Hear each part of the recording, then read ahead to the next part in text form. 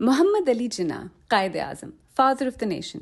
हमें कई बार ऐसा लगता है कि हम उनके बारे में सब कुछ जानते हैं, बट डू वी? जिन्ना के बारे में ऐसी 5 बातें जो शायद आपको पता ना हो। 19 साल की उम्र में वो ब्रिटिश इंडिया से आने वाले ऐसे कम उम्र तरीन शख्स बने जिन्हें लंदन में बार में शामिल किया गया, लिंकन्स इन में, जहां उनकी एक पेंटिंग आज भी लगी हुई है। उन दिनों बार में एडमिट होने के लिए लैटिन जैसी क्लासिकल यूरोपीय जबानों पर उबूर लाजमी था। अब जिन्ना साहब तो ये जबानें नहीं जानते थे।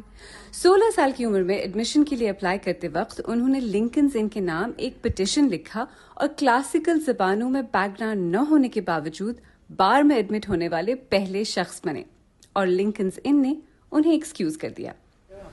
So this is the letter he wrote to the Masters of the Bench asking that he be excused the Latin exam. And they did excuse him. They did, yeah, yes. Yeah. So this is the admission.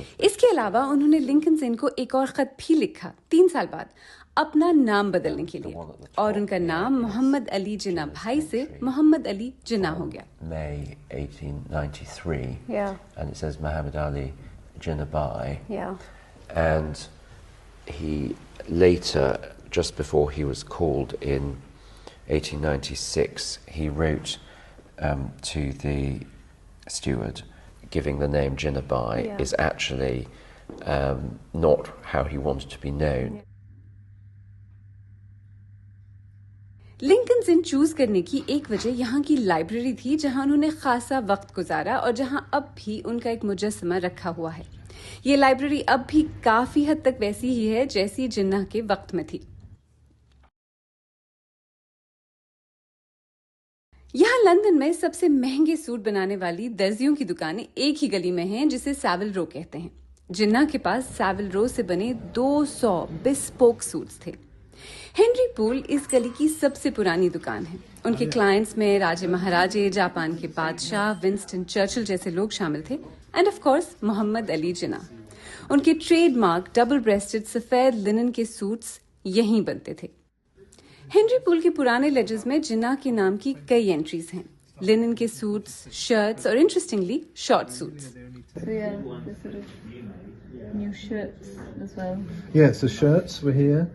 Jinnah was very tall.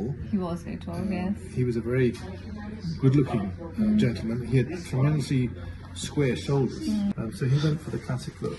Henry pool के मुताबिक जिन्ना ने उनकी दुकान पर तकरीबन 870 pound का खर्चा किया, जो आजकल के हिसाब से 34,000 पाउंड से ज्यादा है। वाह!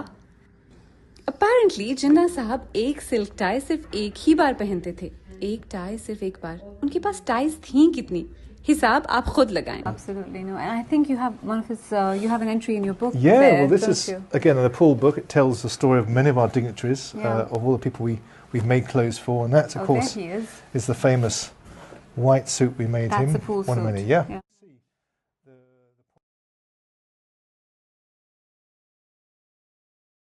अदाकारी का शौक था, एक्टर बनना चाहते थे। यहाँ लंदन के वेस्ट एंड की एक थिएटर कंपनी में रोमियो एंड जूलियट की प्रोडक्शन में रोमियो का पार्ट अदा करना चाहते थे। ऑडिशन दिया और पार्ट उन्हें मिल भी गया। फिर उसके बाद क्या हुआ? होना क्या था, कराची से अब्बा का खत आया और अदाकारी का ख्वाब ही बनकर रह गया। वरना सोचें